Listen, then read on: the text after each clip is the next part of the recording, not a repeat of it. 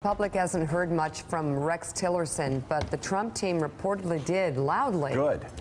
Politico says the Secretary of State unleashed his anger at a White House staffer in charge of personnel with Jared Kushner and Reince Priebus in the room. The report says Tillerson's pent-up frustrations, quote, exploded last Friday. He reportedly yelled about damaging leaks from the White House and the, quote, torpedoing of his hand-picked nominees for the State Department. He did actually choose a few good ones, but they're gone. A transition source close to the secretary said, quote, Rex is a 65-year-old guy who worked his way up from the bottom at Exxon, and he chafes at the idea of taking orders from a 38-year-old political operative. The report says Jared Kushner called Tillerson's outburst completely unprofessional and urged the secretary's chief of staff to find a solution.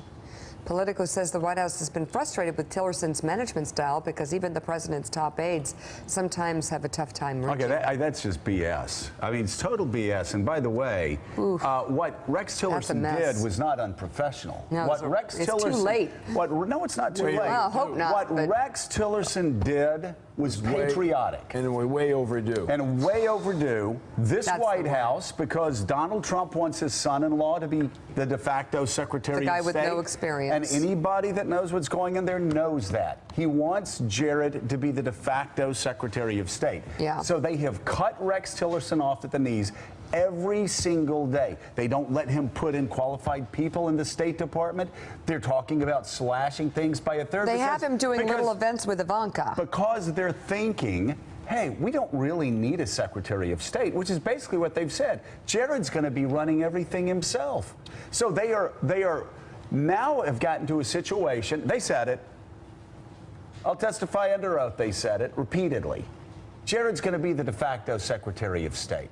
Well, Jared's in charge of the Middle East peace negotiations. And so, actually heard that from the president himself. What they are doing is they're actually slashing funding for the State Department. They're not letting Rex Tillerson get his people in, and it is causing an international crisis where foreign diplomats are not even calling the State Department anymore because they know they can't get answers there. They're having to call the NSA.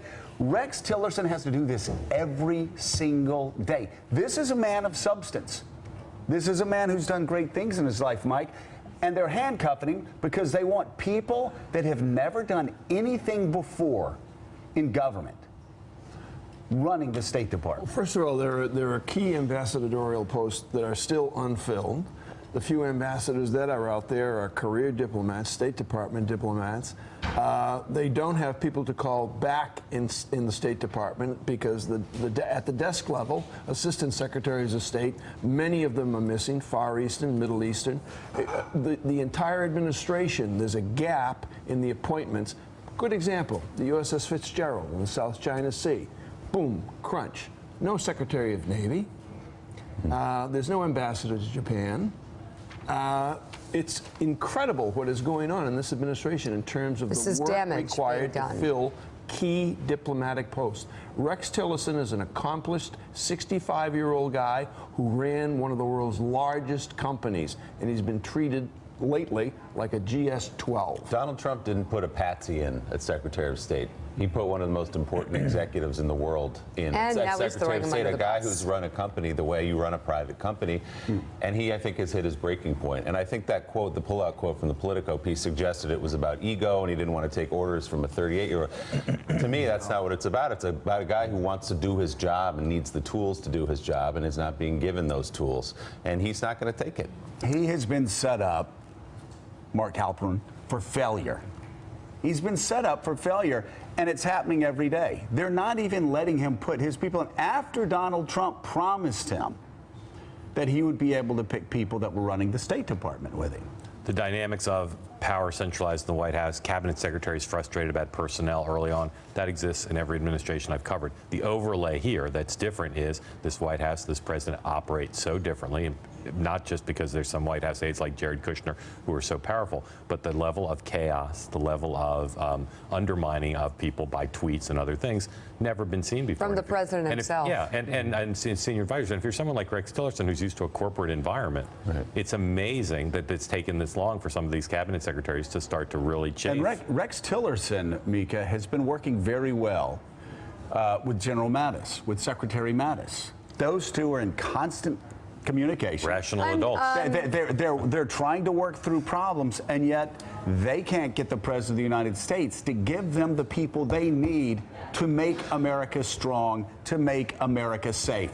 Because he's got this freakish idea that he's going to let his son-in-law run America's foreign policy.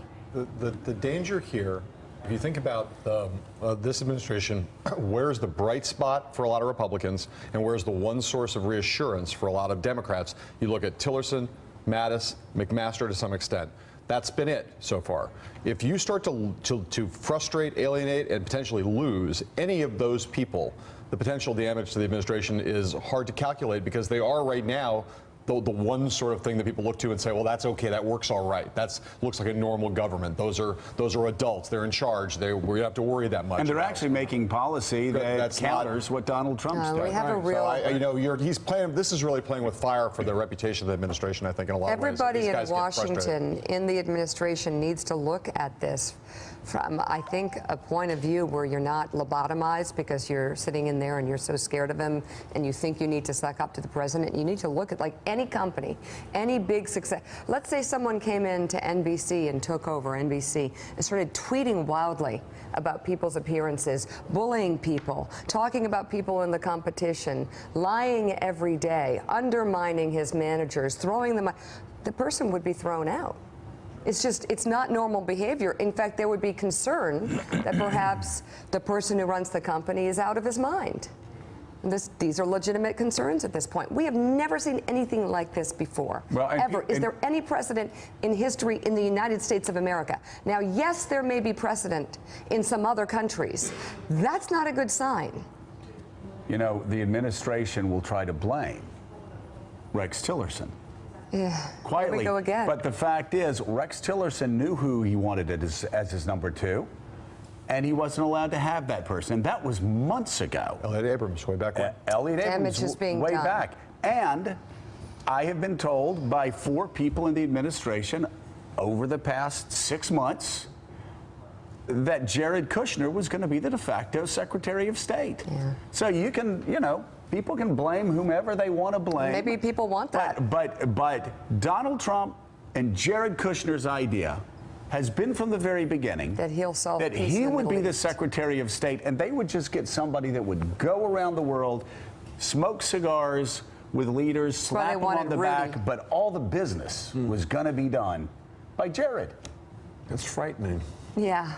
Coming up, so, you want more frightening? So let Rex Tillerson do his job, or name Jared Kushner Secretary of State. You're either Rex, you're either Secretary of State or you're not Secretary of State. Yeah. And if they're not going to let you be Secretary of State, go home. You've deserved it. Have your retirement. Enjoy yourself.